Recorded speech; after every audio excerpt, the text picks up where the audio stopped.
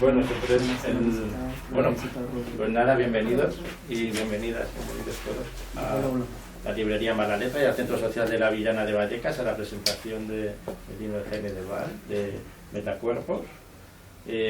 Va a estar el autor con Guille, compañero nuestro librero también, y vinculado también a los entramados comunitarios en los que también nosotras desde la Villana estamos tirando, en Visible, bueno, todo un poco una red de espacios autónomos desde los que intentamos pensar y tirar para adelante. Y nada, esperamos y creemos que también el libro va a dialogar un poco con los espacios, las reflexiones sobre el contexto ahora mismo en el que estamos, las líneas de lucha, qué situación y qué conflictos podemos encontrarnos, y luego todo este tema también de los colapsos, las dificultades, de cómo superarlas y qué horizontes emancipadores podemos encontrar. O sea que agradeciendo que estés y que nos hubieras hecho la propuesta, aquí pues dejamos con Jaime y con Guille, ¿vale? Gracias. Pues muchas gracias, José Luis, muchas gracias a Malalepa y muchas gracias a Guille García por estar aquí hoy, bueno, conversando, ¿no? Y como lector, pues detallado del libro, que siempre un regalo. Y pues, sí, vamos para adelante. Sí, bueno, de nuevo, por terminar los preámbulos, ¿no? Muchas gracias a la Villana y muchas gracias a Jaime, ¿no? Ya está, ya la que es parte de esta conversación, ¿no? Que nos veáis, lo que sea.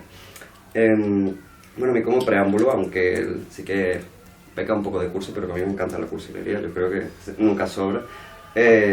Una cosa que me gusta mucho de este libro y que siempre me gusta resaltar es que precisamente hablando en esta cuestión, vamos a llamar más glosemática o una paridad entre contenido y expresión, ¿no? Donde no hay una primacía de un representante representando, me parece muy interesante precisamente el libro como artefacto, ¿no? Porque al final esto tiene su propio devenir mutante, ¿no? En el que proviene de la trilogía, de una trilogía mucho más amplia aquí, ¿no? La trilogía inglesa previa, previa, en realidad están bastante entrelazadas las escrituras. Claro, y me parece como muy interesante, precisamente como un metaproceso, ¿no? Un poco como, por llamarlo de alguna manera, ¿no? Como al final el libro es en sí mismo un artefacto, ¿no? Una cosa en devenir que, bueno, me comentaba también el otro día que con continuas revisiones, con continuas notas, con continuas tal, hasta al final es muy interesante, ¿no? El mismo libro en sí expresa esta filosofía del movimiento, ¿no? A mí son ese tipo de cosas que me parecen muy chulas, ¿no? Como detalle. Más allá de eso, el libro al final tiene la estructura de un juicio, ¿no? Como a través en tres partes, ¿no? Unos antecedentes de hechos, fundamentos de derecho, ¿no? Sentencias y medidas cautelares, ¿no? Al final lo interesante es que frente a lo que solemos estar acostumbrados a la izquierda, ¿no? Que es este exordio en torno a la humanidad, a nuestro futuro, a nuestras posibilidades, el juicio aquí realmente es esta autodenominada humanidad, ¿no? O sea, lo que sea eso, que bueno, que el libro se dedica a desgranar qué es esa humanidad, ¿no? ¿Qué es ese supuesto sujeto de la historia, ¿no? De repente sube a la palestra, ¿no? Y es eso lo que es juzgado, ¿no? Por eso me parece a mí que hay una serie de operaciones sobre cómo entendemos la emancipación tradicionalmente en la izquierda, ¿no? Que yo creo que luego podemos profundizar sobre eso bastante. Que me parece que es el preámbulo y el nodo sobre el que es basado este libro, ¿no? Por partir un poco a nivel así más concreto, al final esa entidad aberrante, en un sentido muy interesante de esa palabra, que sube a comparecer, es este término que a mí me parece muy interesante, el del transhumano, ¿no? El transhumanismo, ¿no? Este hiperhumanismo residual, ¿no? Esta fase terminal del capitalismo del algoriceno, ¿no? Como se titula aquí propiamente, ya no hablamos ni de capitalismo, ¿no? Ya hablamos de algoriceno como fase ya, no una mera economía política, una fase geológica de la Tierra, una geotraumática propia. En esos términos, como me parece al final que la acusación de psicosis planetaria, ¿no? La acusación de un negacionismo cosmológico que podemos hablar, a mí me gusta desde mis lecturas aterrizarlo mucho en lo que es la figura del perverso clínico, ¿no? En los términos clínicos, en unos términos de disidencia sexual, ¿no? Que al final como lo resumo, es aquel que quiere preservar su subjetividad pese al mundo, aquel que añade una dimensión suplementaria de trascendencia todo el rato para mantener inafectada lo que es su percepción o su relación con el mundo en última instancia, ¿no? A pesar del mundo, ¿no? Como estamos viendo.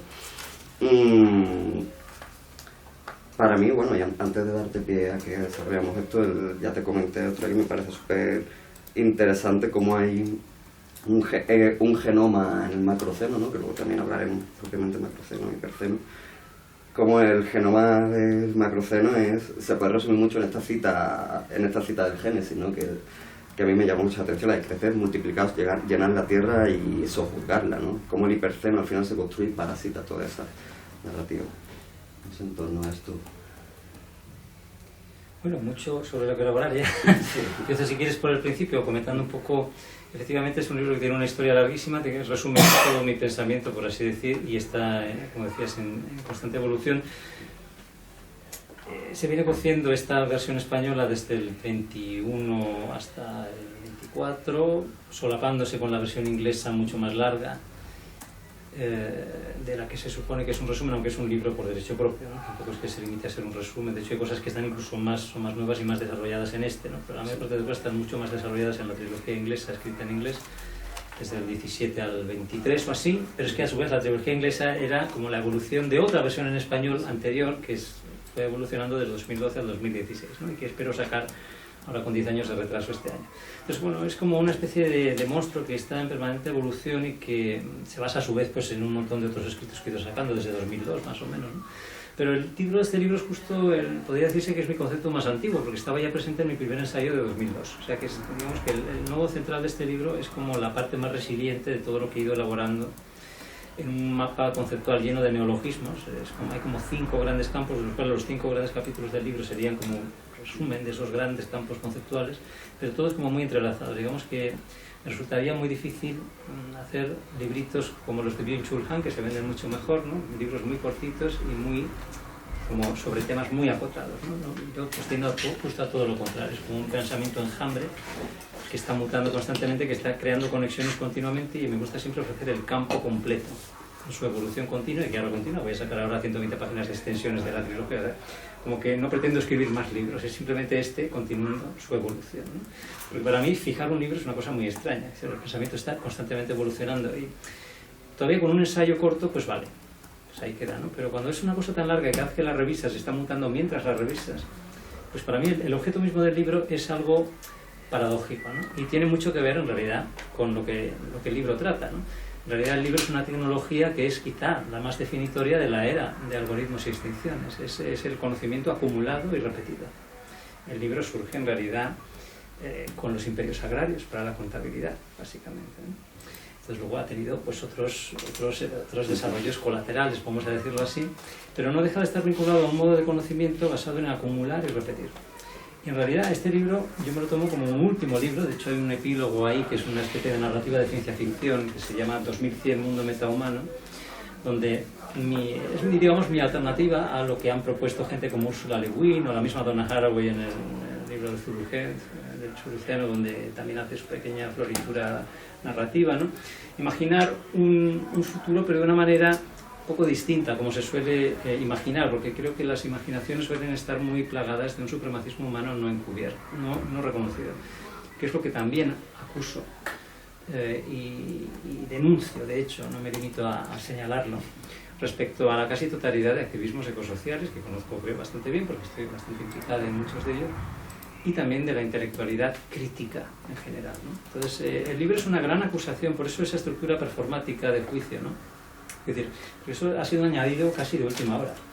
Era de algún modo toda esa gran amalgama de campos conceptuales, que luego espero que iremos profundizando en ellos, ¿no? Pero que tiene que ver con lo que llamo desarrollar una filosofía radical del movimiento. Luego veremos qué es eso, ¿no? Es muy ambicioso porque toda la primera parte de esas 3, que luego ya llamé pues, con la estructura de un juicio, ¿no? La estructura del juicio era como, bueno, pues ponerle a la catedral ya una fachada que dice, no, ojo, a quien entre por aquí, cuidado, ¿no? Estamos hablando de una cosa, la más seria y la más extrema que ha podido darse jamás en la historia terrestre, en realidad. Y eso es lo que no quiero que nadie se olvide nunca mientras lees el libro, ¿no? Porque hay partes del libro pues, que pueden sonar muy filosóficas, o yo que sé, hay uno pues, dedicado casi a neurociencias, o a definir el cuerpo desde una redefinición de la percepción. Todo eso es fundamental, es central, pero nunca olvidarse de que eso es relativo a un problema descomunal y a una órdago descomunal que estoy lanzando, porque me parece que hay una serie de problemas intrínsecos a los planteamientos que imperan en todos los órdenes del pensamiento humano actual, que se resumirían pues, en la cuestión del supremacismo humano. O sea, creo que hay un supremacismo humano no reconocido en la práctica totalidad de expresiones del fenómeno llamado y autodenominado humano, que yo no me asocio a él, para empezar. O podemos debatir sobre esto, ¿no?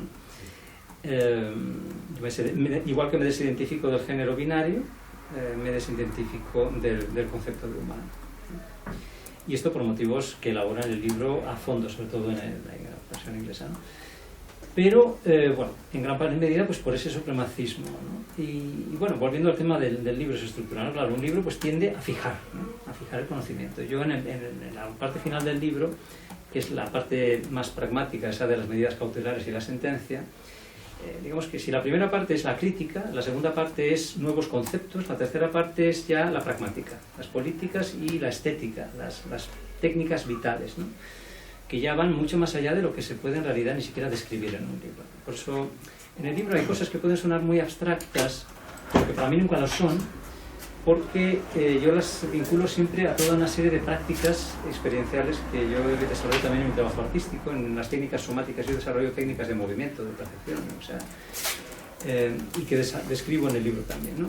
Y en realidad yo nunca me había propuesto hace, yo qué sé, 15, 20 años hacer una filosofía radical del movimiento que tenía que tener estas partes. Eso ha ido surgiendo de forma orgánica y va evolucionando la forma, la estructura. Pero muchos de los conceptos han venido de prácticas concretas. Y para mí no son nada abstractas, son muy concretas, son prácticas vividas. Y eso, el término de amorfogénesis, por ejemplo, del amorfo, eso surge de proyectos artísticos que yo hacía en torno a 2007-2008, que me colocaba cámaras de vigilancia por la piel, iba por las calles desnuda proyectando el cuerpo amorfo en edificios, llamaba el cyborg género, ¿no? Bueno, pues eso era una experiencia de transformación perceptual mía, del cuerpo percibiéndose a sí mismo de una manera. Entonces eso da lugar a conceptos que luego a su vez influencian la práctica, ¿no? Es un libro que está muy a caballo de prácticas activistas y sobre todo estéticas, una política estética, y la evolución del pensamiento ha estado muy vinculada a esa hibridación de un pensamiento que nunca es solo verbocéntrico. Entonces hay mucha acusación en el libro también contra ese verbocentrismo, por muchos motivos, no solo por el que estoy describiendo ahora, ¿no? Pero bueno, luego me has ido hablando de otros temas, incitándome a que fuera elaborando un poco ya sobre, pues no sé qué quieres dejar para luego, de los que ya has mencionado, sí, que te gustaría... podemos ir bailando, bueno, una cosa y otra. Vale. En estos términos, un término me resulta muy interesante, ¿no? Precisamente el de la metaformatividad, ¿no? Precisamente como... leo la definición consiste en entender el surgimiento de modos particulares de moverse y organizarse que han dado forma a nuestra percepción, configurando los límites de lo perceptible y de lo pensable, ¿no? Muy interesante, ¿no? Antes de que entremos a De Huello contra Descartes, ¿no? y ese fenómeno, es muy interesante precisamente esta inversión que en cierta medida no podemos decir que sea nueva, pero no podemos decir que esté instaurada en la filosofía ni que haya un pensamiento. De hecho, es muy interesante también como la filosofía en un punto ya deviene filoquinesia, ¿no? En el libro. No ha germinado la idea de una filosofía del movimiento previamente, ¿no? Y creo que al final las grandes estructuras significantes también la misma inercia, el peso de la historia se ha ocluido bastante, ¿no? Porque bueno, podemos hablar de Spinoza, podemos hablar de Nietzsche, pero genuinamente es como una idea herética todo el rato, ¿no? A mí una cosa que me resulta en torno a esa herejía muy interesante es yo voy saltando de un punto a otro, pero creo que puede ser divertido también. Me resulta muy interesante y fue como una de las cosas que más ganas tenía de que charláramos el otro día. Precisamente la cuestión del antropoceno, ¿no? Que hablamos ya transformado y axiomatizado, lo que sea, en algoriceno, ¿no? Pero sí que hay por mis lecturas, por mi tradición, por lo que sea, yo siempre me he mantenido mucho más cercano al concepto de capitaloceno, ¿no? A toda esta, entender, bueno, que la fractura metabólica de la Tierra, esta fase ya geológica, tiene que ver con, bueno, el surgimiento de una economía política concreta, el desarrollo de las fuerzas productivas en la historia, bla, bla, bla. Claro, entonces el antropoceno precisamente ha sido para mí un término que he recusado, con el que no me he sentido cómodo, porque creo que sigue pecando aunque sea desde la crítica, la reproducción formal, ¿no?, de este principio de excepcionalidad humana, ¿no?, de soberanía humana. Sin embargo, el otro día charlando me resultó muy thought-provoking, ¿no?, muy sugerente esta idea de entender el antropoceno como línea o como macroestrato, ¿no?, para el hiperestrato, ¿no?, el hiperfeno, como esta cadena de singularidades, ¿no?, como que tú situabas, por un lado, en la bipedestación en un momento dado, en una transición del paleolítico al neolítico, creo recordarlo. No, mucho antes sí, pero bueno. Y por otro lado, aquello que, bueno, que se llama ahora mismo en la neoteoría lo de la ocularidad, ¿no?, esta atrofia de la propiocepción, por esta condensación cerebral de la ocularidad frente a otro tipo de movimiento, podríamos llamar más háptico, ¿no?, más táctico, más del tacto, ¿no?, más del cuerpo, en esos términos. Precisamente, ¿no?, como esta autoconciencia, esta condensación calorífica, ¿no?, y energética en el cerebro, ¿no?, en una forma en una reflexividad ad eternum, ¿no?, teratómica, podríamos incluso decir. Son términos en los que me parece interesante pensar la historia de la humanidad como un gran teratoma en la naturaleza, ¿no? Al final, la autoconciencia como proceso de artificialización de sí mismo es un proceso de artificialización de un entorno, ¿no?, que me interesa mucho esta segunda singularidad, que culmina en el punto de vista estático, ¿no?, la separación ya de los objetos discretos y la instauración renacentista de lo que da pie al cartesianismo, ¿no?, que podemos situarlo podemos remitirnos apropiadamente, en mi opinión, a toda la terminología marxista del desarrollo de las fuerzas productivas que da lugar a esa propia, sea lo que sea, es una singularidad que surge muy curiosa, en un sentido no divertido quizás de la palabra, pero es una singularidad que a partir de ahí crea y genera los alineamientos, ¿no?, organiza el mundo en alineamientos y en fragmentaciones cada vez más cuadriculares, ¿no?, cada vez más infinitesimales.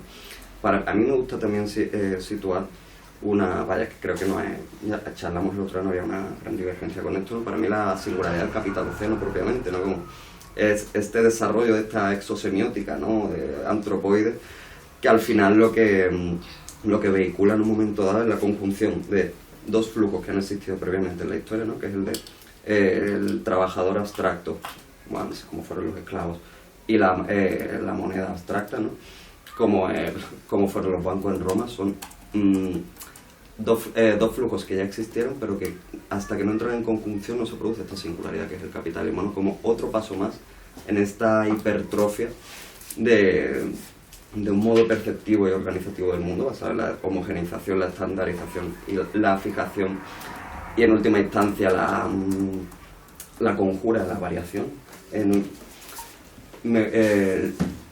Me parece como muy interesante porque al final el algoriceno lo que me parece como la fase final en esta automatización de una hipertrofia que ya ni siquiera podemos situar en el cerebro, que ya ni siquiera ya es un hiperperceptivo.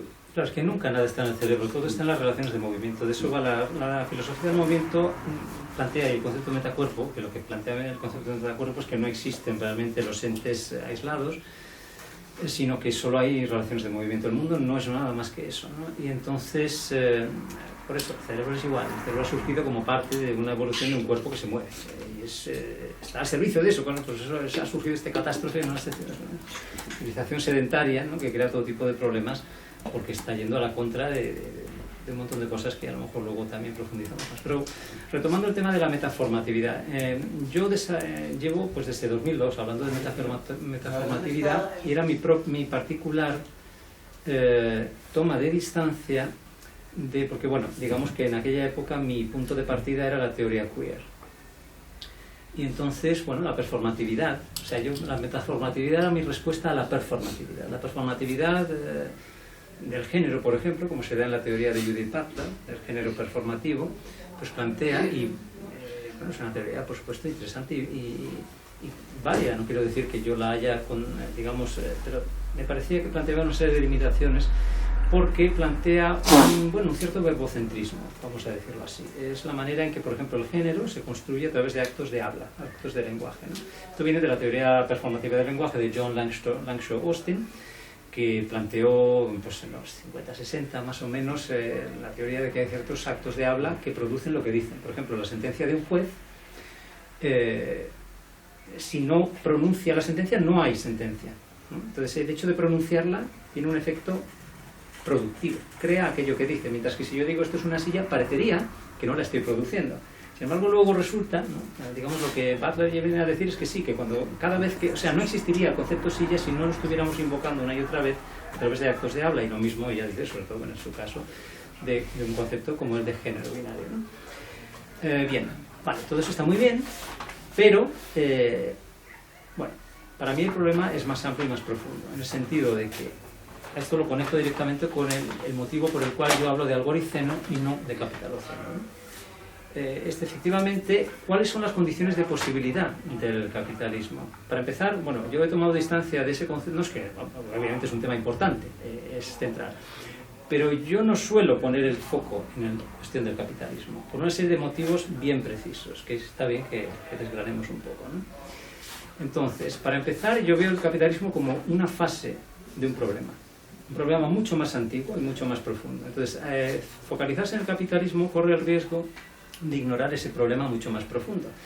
Y entonces, ¿qué pasa? Pues que puede haber a lo mejor una sociedad no capitalista, pero que sigue explotando animales, que sigue cubriendo la tierra con cultivos, con ciudades, con todo lo que está devastando la biosfera, con 8.000 millones de humanas sedentarias que están creando una catástrofe planetaria.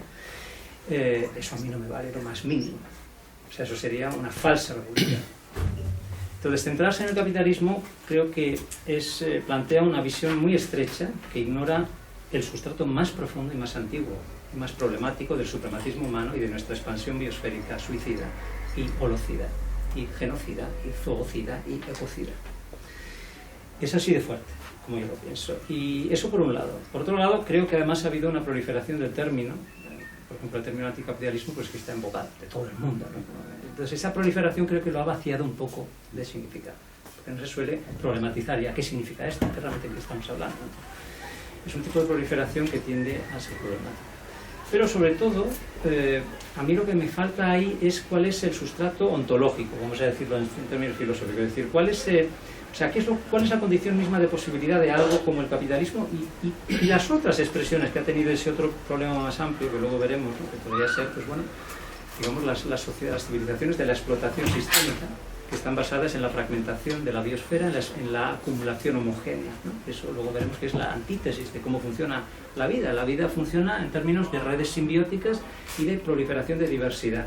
Lo que llevamos 10 milenios haciendo, grosso modo, bueno, habría gente que diría que a lo mejor más bien 5.000 o 6.000, desde que surgen los primeros estados, ¿no? los imperios agrarios, cuando la agricultura se torna a gran escala y la explotación animal a gran escala, ¿no? Es lo contrario de esa simbiosis de diversificación, que es crear monocultivos ubicuos basados en la fragmentación de todo, destinada a la explotación generalizada de todo. Ese es el problema de fondo. Lo que pasa es que es un problema que tiene raíces incluso más antiguas. O sea, yo me lo llevo hasta 2 millones de años atrás, ¿no?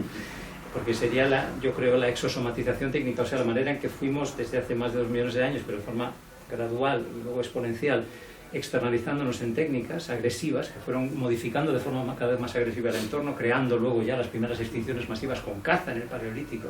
Pero esto solo en los últimos 40.000 años. Con los primeros 250.000 parece que no hemos creado extinciones masivas. Y para mí en ese tipo de observaciones está la clave. Porque dejamos de ser una especie sostenible hace más de 45.000 años, cuando empezamos a crear extinciones masivas en la Tierra. O sea, fijaros si hay que llevarse lejos el problema, ¿no? Y eso, la visión que se centra en el capitalismo lo ignora por completo.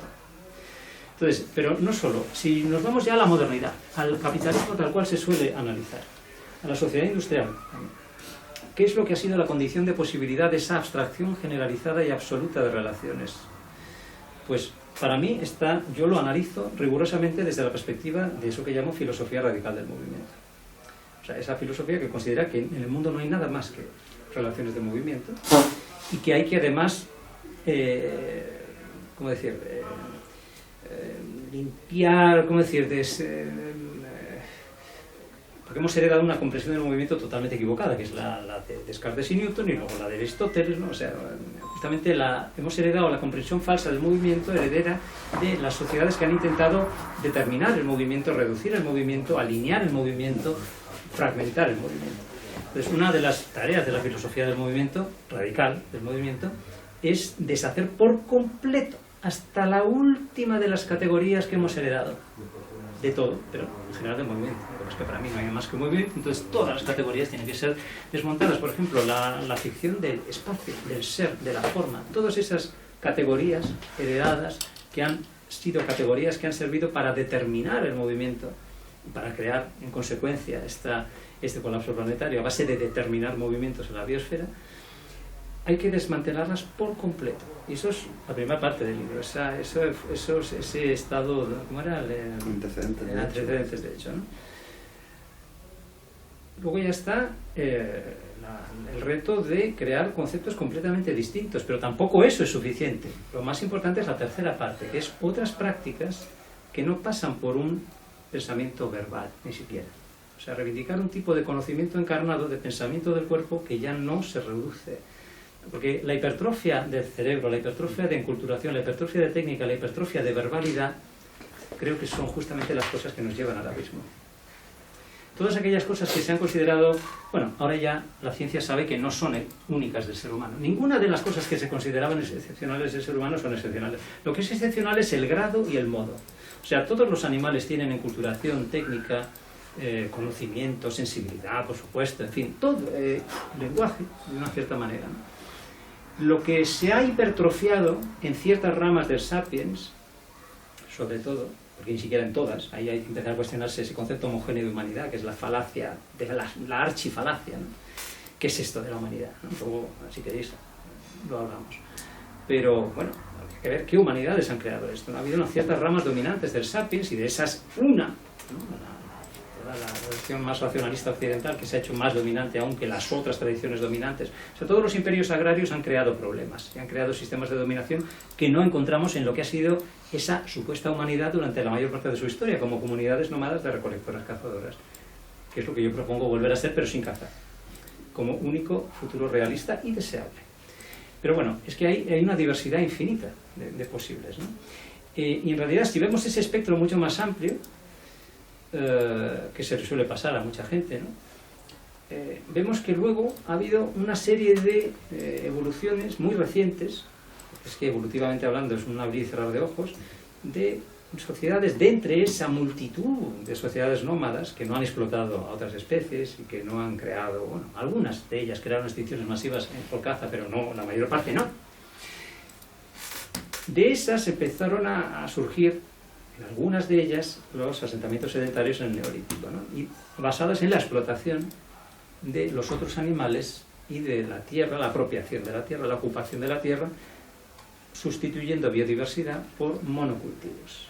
Ahí se implanta esa lógica, ¿no? Ese parásito planetario de lo serial, de lo homogéneo, ¿no?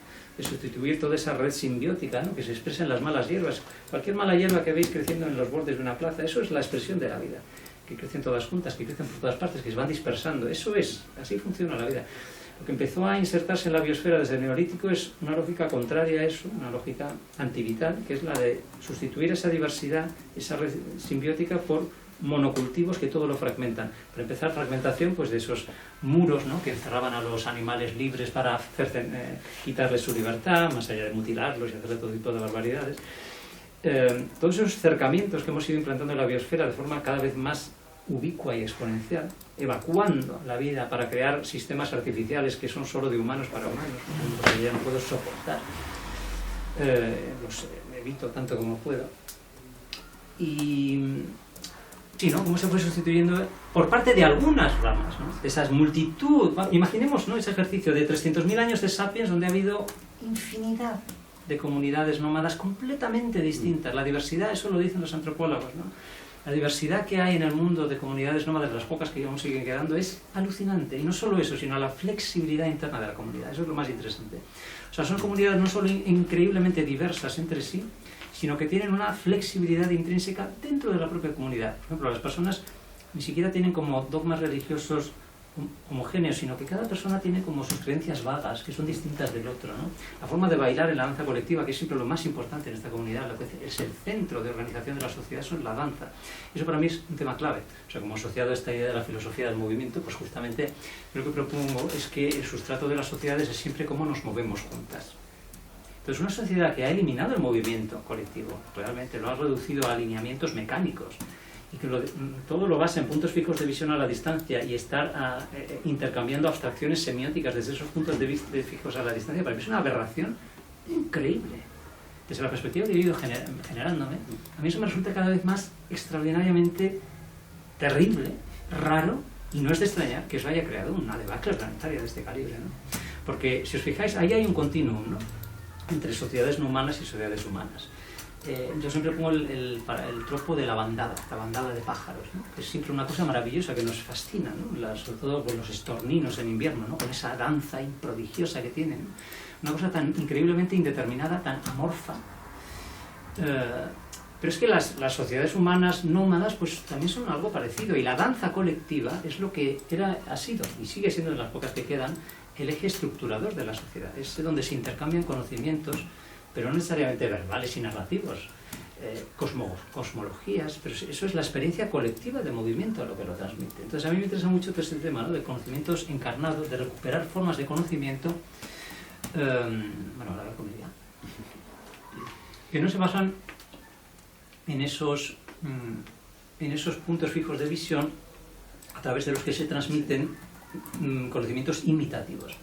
Entonces, cuando yo diferencio ahí las sociedades imitativas de las sociedades comovientes, o sea, donde todas estamos moviéndonos juntas y donde el conocimiento se transmite a través de un movimiento, eso tiene que ver con la propia sociedad, que es, bueno, estoy mezclando muchos temas, ¿no?, pero es conectando siempre con esta idea de la crítica del punto fijo de visión. Voy a dar marcha atrás y luego volvemos. Retomo lo que tú decías antes.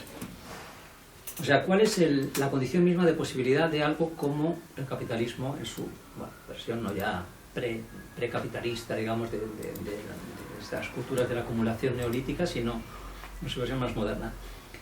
Pues yo digo que son modos que ha habido de articularse las relaciones de movimiento y de percepción.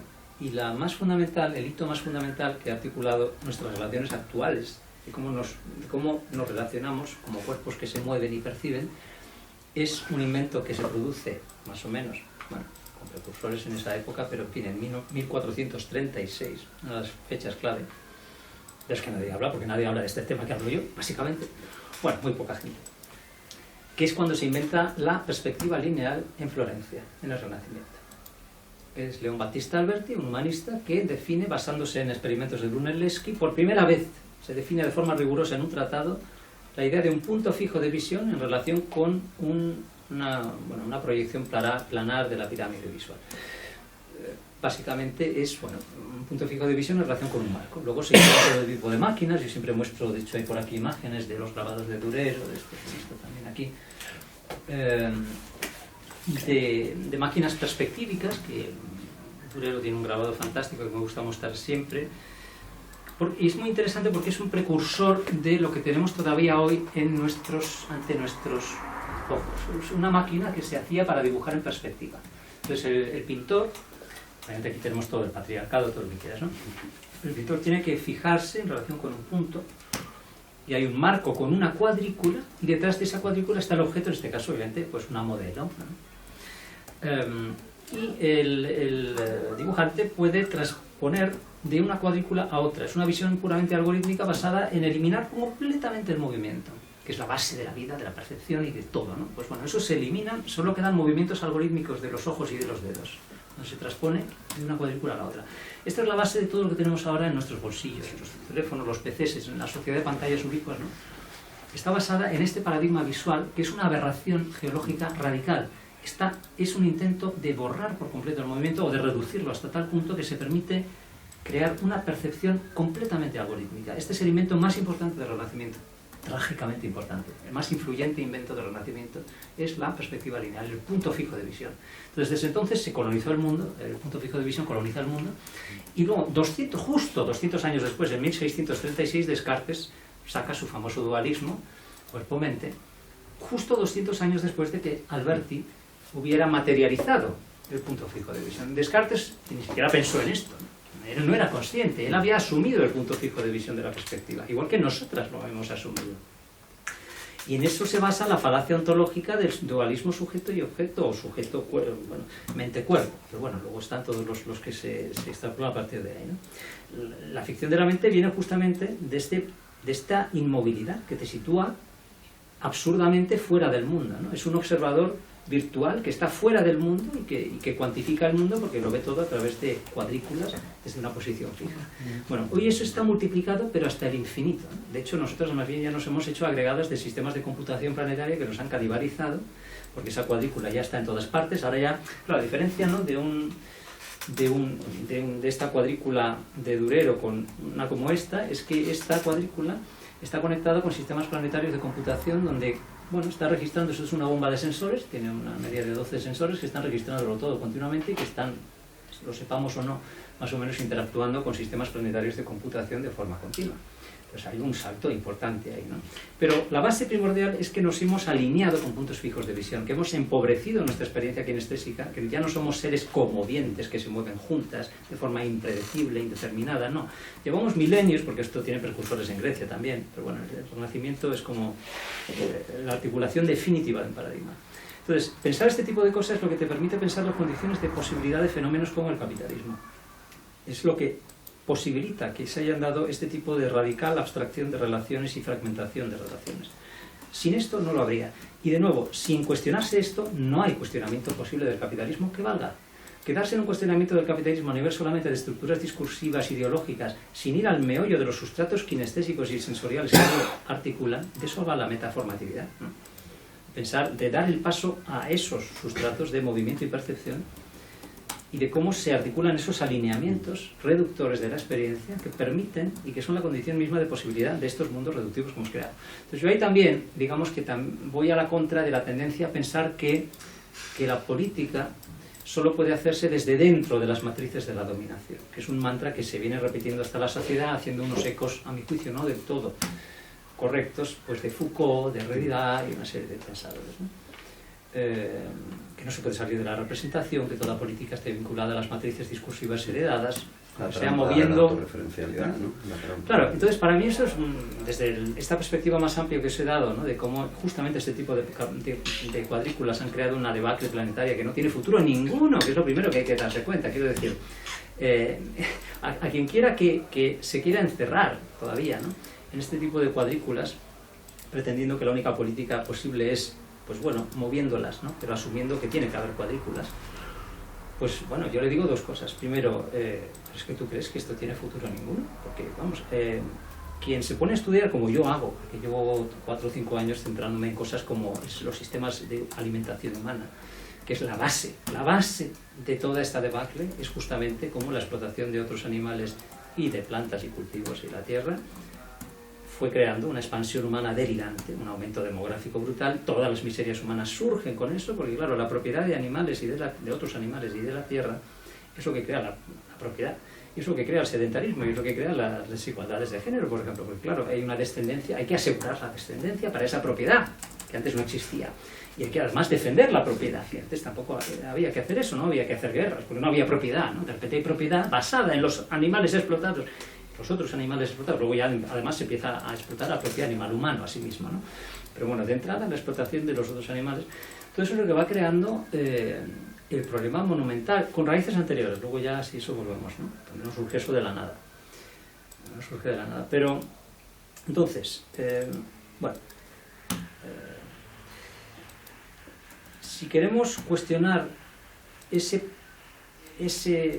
problema mucho más amplio, o mejor dicho, si vemos el capitalismo como una fase de, digamos, de radicalidad, de abstracción de relaciones, de ese proceso mucho más amplio, y si nos damos cuenta o queremos asumir que no basta con cuestionar solo esta última fase, sino que hay que ver todo el problema en su conjunto, empezar a cuestionarse cosas como, bueno, ¿cuándo hemos empezado a crear extinciones masivas en la biosfera? Que es la clave, es decir, ¿cuándo hemos dejado de ser una fuerza constructiva en la biosfera? Si entendemos que la vida nunca es de una especie ni de un individuo, sino de redes simbióticas, de diversificación, entendemos que no puede haber creatividad a nivel biosférico y vital en el único hogar cósmico que podemos tener, que es un planeta. No se puede, luego ya, si queréis, vamos a eso, no hay forma de salir a otro lugar. Entonces, la única aspiración cósmica que se puede tener es contribuir al florecimiento de la vida en nuestro hogar cósmico. Pero es que eso lo hacen por lo general todas las especies, porque cada especie que ha coevolucionado con su ecosistema pues contribuye a él. Por eso existe. Eso, en realidad, lo que es un error es esta idea de la ley del más fuerte. Es una falacia neodarwinista, ¿no?, que sirvió justamente para el capitalismo, ¿no? Pero ahora la ciencia nos da una visión completamente distinta, ¿no?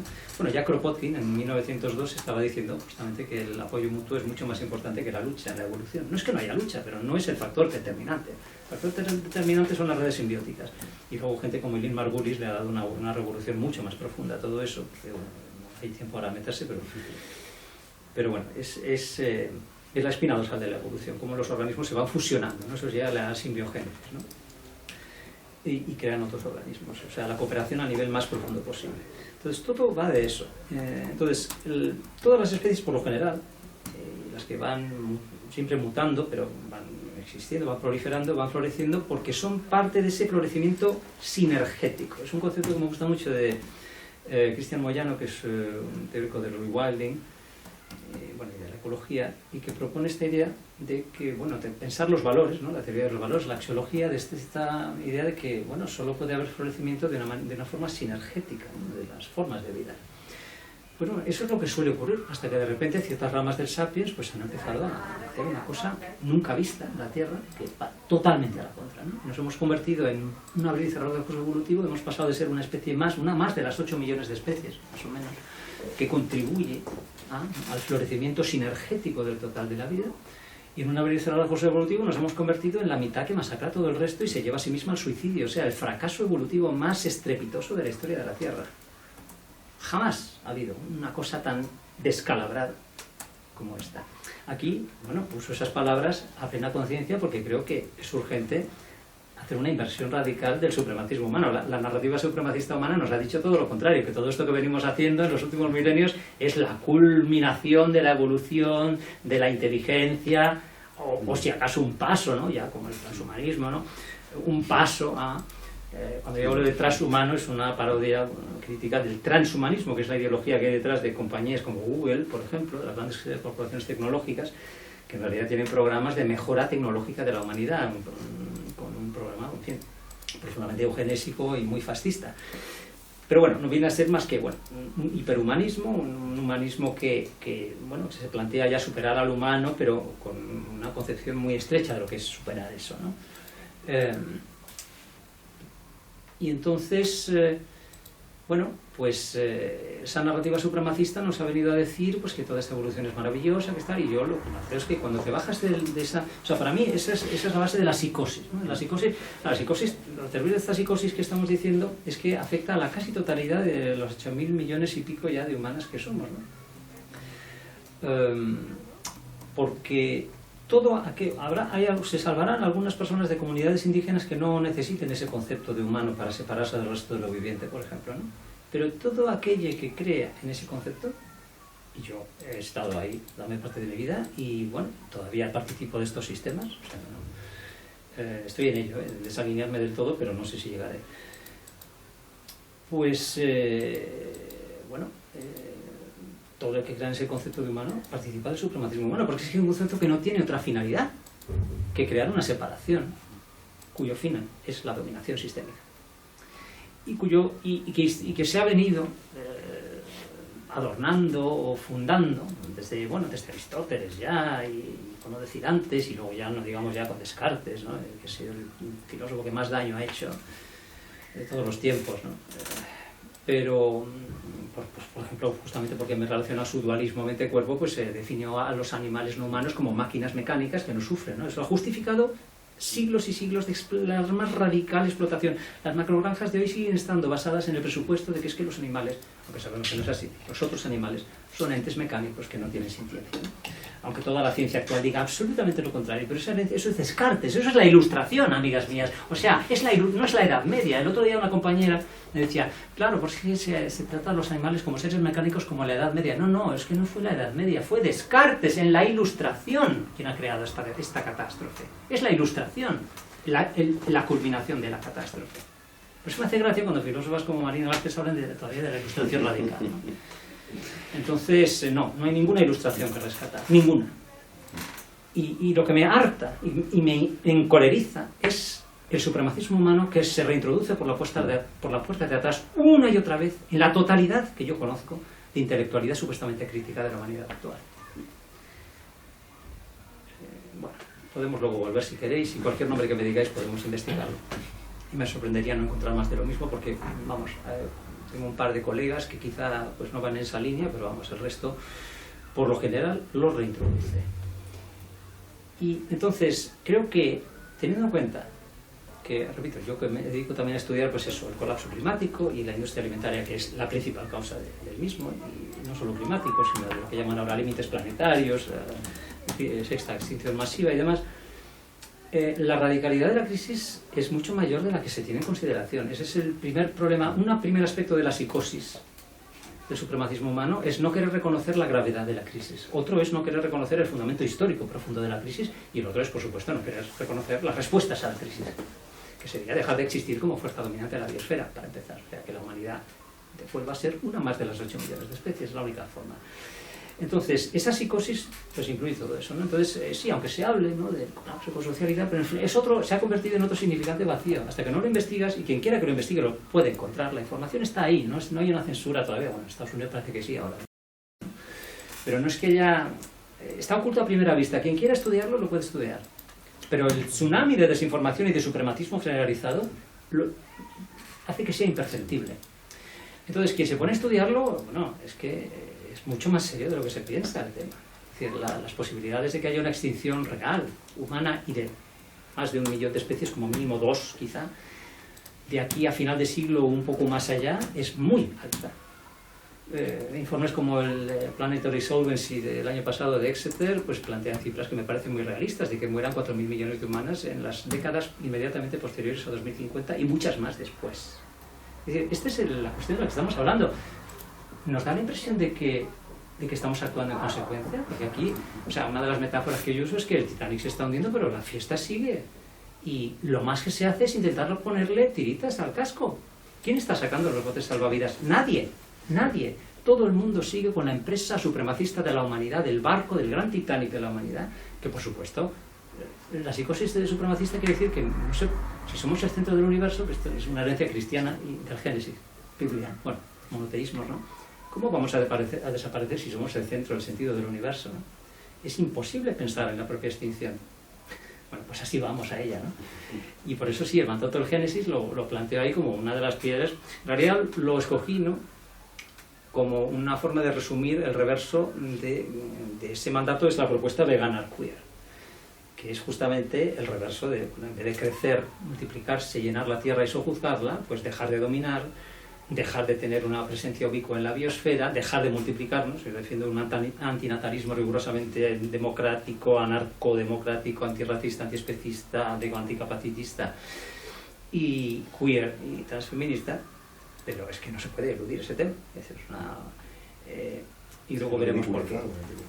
Y entonces, bueno, pues eso, invertir ese mandato, ¿no?, del crecimiento y de la expansión humana, a todo lo contrario, a un mandato de desaparecer y convertirnos otra vez, pero mutando. Que creo, a ver, la vida es mutación perpetua, pues hay que asumir que para empezar dejamos de creer en esa falacia, en ese constructo de lo humano, ¿no?, ese constructo homogéneo, que para empezar borra del mapa a muchas multitudes de culturas que no tienen nada que ver con ese pensamiento eurocéntrico homogéneo, ¿no?, de esa humanidad que quiere preservarse con una serie de derechos que en realidad siempre son de unas élites humanas, ¿no?, pero que se intenta vender que es de la totalidad de lo que hoy genéticamente se considera humano, ¿no?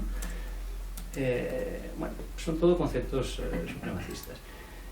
Entonces, pues bueno, me he ido enredando en muchas cosas, pero se va entendiendo quizá un poco de la ambición del libro, ¿no? Dale, si quieres, vamos a otras cosas porque... Y en torno a eso, a mí precisamente, como una cosa me parece muy interesante, ¿no? Y sobre la que me ha detenido mucho, ¿no? Porque una inquietud que yo también he tenido como persona militante, como persona que se dedica a la teoría de una forma u otra, precisamente esto que considero yo la neurosis por el sujeto de emancipación y por la emancipación todo el rato, ¿no? A mí una de las cosas más interesantes de este libro es que esa neurosis, ¿no? En el sentido más de una ética wittgensteiniana, ¿no? En el que la solución a un problema es la generación, no es una solución, es la generación de otro problema en el que ese problema no acontece como tal, ¿no? Aquí no hablamos ya no hablamos de un sujeto, no hablamos de una emancipación. Eso me resulta muy interesante, ¿no? Con este proyecto múltiple que es la filosofía del movimiento, que por un lado hay una crítica interior, ¿no? Que busca podemos llamar una fuga, la producción de variación y sobre todo la inestabilización quizás, ¿no? Desde matrices fijas a un movimiento variado, ¿no? Que es quizás todo este ejercicio más discursivo que estamos haciendo ahora. Pero la segunda parte de este proyecto múltiple, ¿no? Que son las prácticas relativas de movimiento, ¿no? Las prácticas de variación, parece muy interesante porque no hay una estrategia, no hay una teleología definida en tanto que salvación de un sujeto unitario, porque precisamente lo que es una deposición de fondo de todo eso. A mí, además, me resulta particularmente seductor que no requiere esto de una elaboración dialéctica, ni de una puesta en una totalidad racional. Sencillamente decir, generación de variación para una mutación en el desastre. Ya está, es que no podemos hacer otra cosa, no podemos hacer mucho más. Más allá de la serie de propuestas políticas concretas, ¿no? Estos nodos antiespecistas, antinatalistas, ciertos decrecentismos, ¿no? Sí, claro, hombre, ahí dado que estamos en un contexto muy complejo, yo soy pluralista, entonces se plantea una estrategia de múltiples niveles, ¿no? Y como mínimo un doble movimiento, o sea, hay mucho trabajo que hacer de construcción desde dentro, por eso escribo tantos, por lo menos este libro monstruoso, ¿no? Hay mucho trabajo a hacer desde dentro también, pero este trabajo de crítica desde dentro de nada sirve si no estamos con esa crítica haciendo otro movimiento a la par, que es crear otros modos de vida muy diferentes, ¿no? Que son en realidad, yo no lo veo como una vuelta atrás, ¿no? Pero bueno, no son nada nuevo, ¿cierto? Yo lo veo como deshacer la anomalía. La anomalía es la reducción, la gran reducción. El algoriceno, como era de algoritmos, es la era de la gran reducción. Era de algoritmos y extinciones, ¿no? La era de la gran fragmentación, de la gran homogeneización, ¿no? De movimientos en la biosfera. Entonces, para mí se trata de deshacer esa anomalía. Y eso, pues bueno, lo que pasa es que, siendo honestas, pues lo que yo vengo también practicando, ¿no? Porque yo me estoy resilvestrando, ahora vengo pues y me volveré en unos días. En invierno me lo suelo pasar en autocaravana por el sur, junto al mar, pues viviendo al aire libre lo más que puedo, y estoy aprendiendo recolección de plantas, porque a mí no me basta ser vegana, sino que yo pienso que el único futuro deseable y realista es la recolección dispersa, como un animal silvestre. Es lo que aprendo a hacer cuando me resilvestro viviendo al aire libre, ¿no? Y mi idea es en un futuro, pues ni caravana ni nada, sino solo el cuerpo. El cuerpo, no sé si llegaré, pero es mi proyecto y lo comparto. En fin, es una idea, la idea es crear prácticas y conocimientos para mutar en el desastre, ¿no? Y entonces eso que yo practico, pues en realidad es justamente lo que la humanidad, entre comillas, que no necesitaba llamarse como tal, ha venido haciendo en la mayor parte de su historia, porque durante 290.000 de los 300.000 años que se estima, eso va variando, ¿no? Que lleva el Sapiens dando vueltas, pues solo había eso. Y sigue todavía existiendo, incluso, ¿no? Comunidades así. Claro, no todas, algunas también han sido un poco, pues eso, han creado extinciones masivas cazando, ¿no? Por eso yo hablo de un futuro sin caza. Herbívoras, porque en el fondo, pues bueno, éramos primates herbívoras en la selva, ¿no? Donde ya existía la bipedestación, ¿no? Y es después en la sabana cuando empezamos a cambiar la dieta con herramientas externas, ¿no? Al cuerpo, con técnica exosomática, cuando empezó, a mi juicio, un poco la deriva hacia el desastre, ¿no? Entonces yo hablo mucho de las técnicas del cuerpo, de recuperar esto, lo planteaba Marcel Mauss, el antropólogo, ¿no? Las técnicas del cuerpo es todo lo que un cuerpo puede hacer con su movimiento y su percepción, que son infinitamente... En realidad en las sociedades animales todo va de eso, y es infinitamente diverso y variado, y en las sociedades de recolectores cazadores pues también, la mayor parte de cosas lo hace el cuerpo, ¿no? Lo que se hace con herramientas es menos. En nuestro contexto es al revés. Las técnicas del cuerpo son casi ya inexistentes. Bueno, a ver, dormir es una técnica del cuerpo, hay muchas cosas que siguen siendo. ¿Quién puede dormir? Pero claro, ya ni siquiera, como dices, se puede dormir, ¿no? Porque estamos todo el rato con una pantalla delante. Entonces, se ha externalizado todo, y esa externalización es catastrófica porque, claro, implica energía exosomática también, ¿no? La energía exosomática, pues son los combustibles fósiles, que ahora ya lo que está pasando en cuanto hay una crisis, ¿no? Que alimentan todas esas máquinas en las que nos hemos externalizado de forma cada vez más delirante y, claro, nunca dándonos cuenta de que esa externalización nos está desmejorando. La propuesta, la promesa transhumana y supremacista es que la tecnología nos mejora, pero la realidad que yo propongo desde la perspectiva del movimiento es que todo lo contrario. Se mire por donde se mire y podríamos sacar 1000 detalles, ¿no? De cómo, yo que sé, usar el GPS te quita la orientación, no solo a nosotros, sino a los Inuit en Groenlandia, que eran maestros de la percepción y de repente la pierden porque empiezan a usar el GPS. Es decir, no hay tecnología de las que han ido surgiendo, de las tecnologías de la reducción, que no nos haya empobrecido de una manera o de otra. A nivel experiencial, a nivel sensorial, a nivel, no lo digamos ya, o sea, el culmen es la inteligencia artificial actual, ¿no?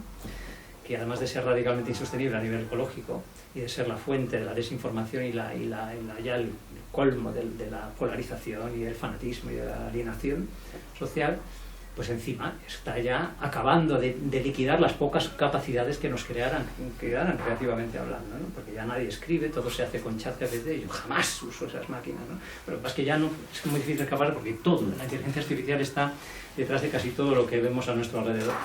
En fin, cuando se trata ya de herramientas explícitas, ¿no? De IA generativa y tal, y yo veo que todo el mundo, mis colegas, lo están usando para todo, eso me hiela la sangre, tengo que decirlo, ¿no? Y acabo de sacar un manifiesto que justamente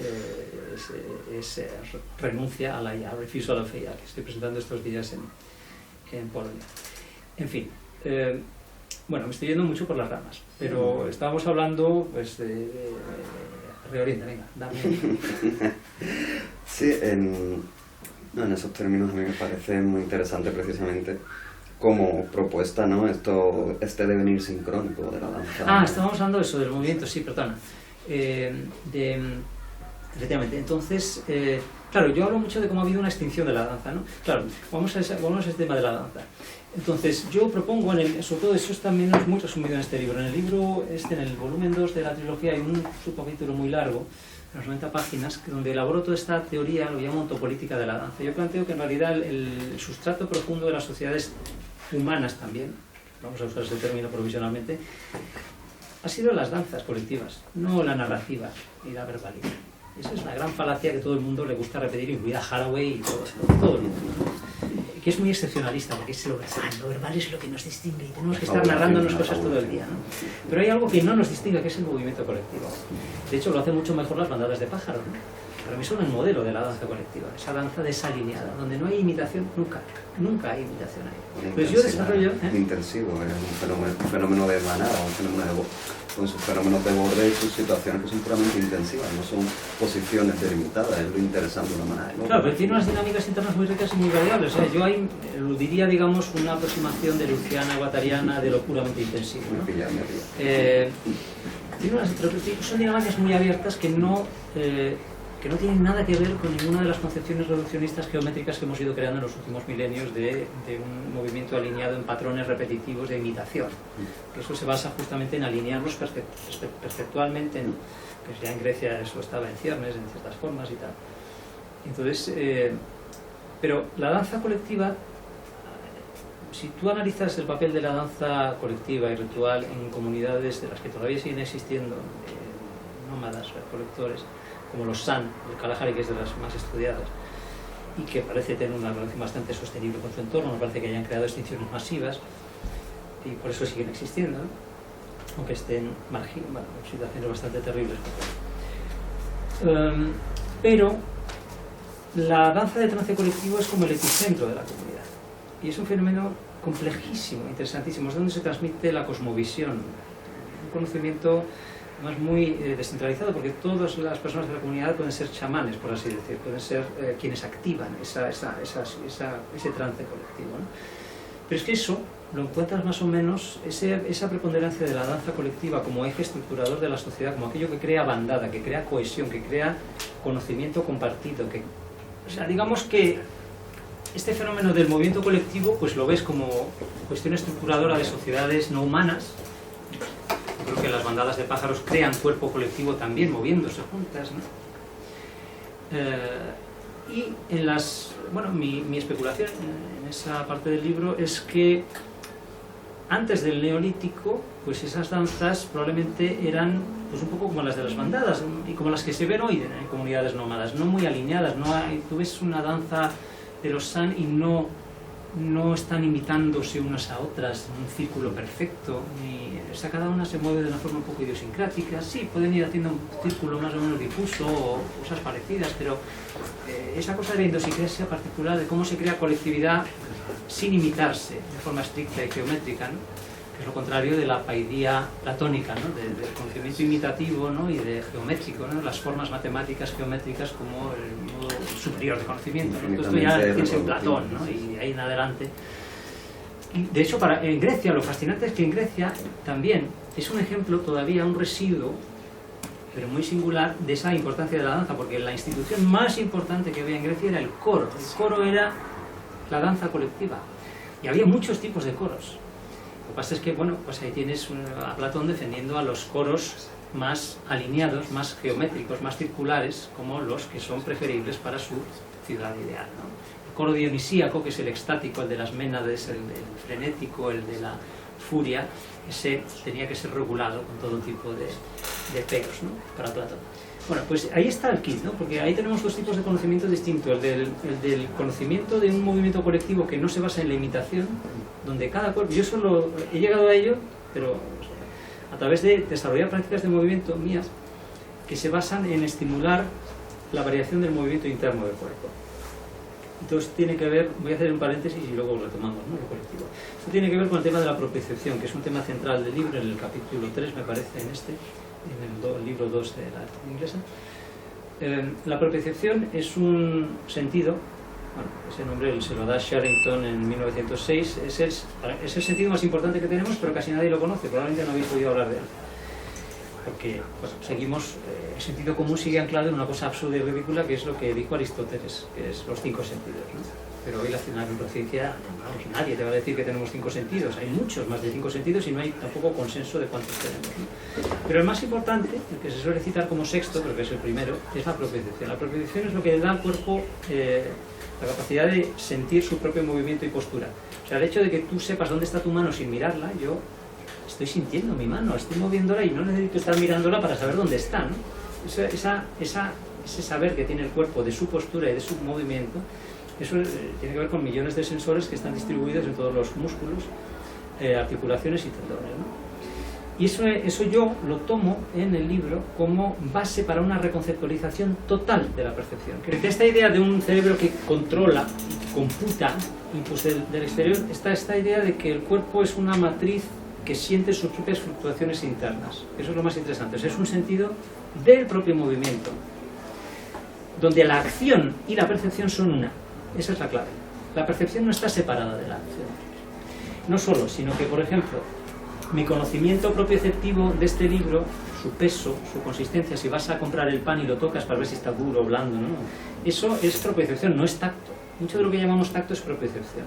Tacto es, pues, por ejemplo, lo suave que es esta textura, ¿no? Pero la consistencia, lo que entra en el músculo, cuando abrazas a alguien, eso es propiocepción. Eso es lo que nos entrelaza con otras personas. Es decir, porque yo siento este libro a través de las fluctuaciones de mis músculos. O sea, siento el libro en el mismo acto de sentirme a mí mismo como cuerpo. No hay, o sea, es el reverso absoluto del punto fijo de visión. El punto fijo de visión, que es la base del cartesianismo, es lo que sitúa al observador fuera del mundo. Esto es todo lo contrario. No hay percepción que no sea a la par de una misma y del mundo. Y además es todo movimiento y cambio, porque siempre es diferente. No va a haber dos propiocepciones en tu vida que sean idénticas.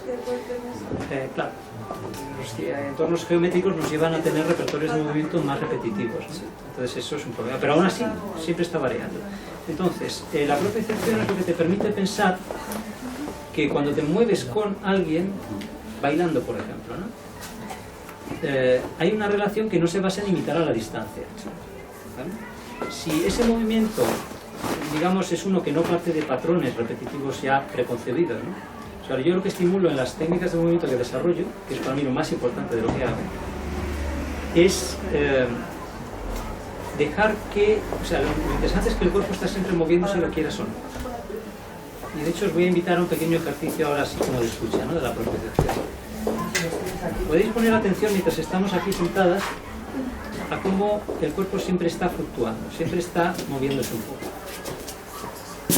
Hay multitud de cosas, bueno, a nivel molecular ya ni qué decir, pero a nivel casi perceptible, así como una especie de murmuración, es como una bandada de estorninos que está ahí dentro del cuerpo como murmurando.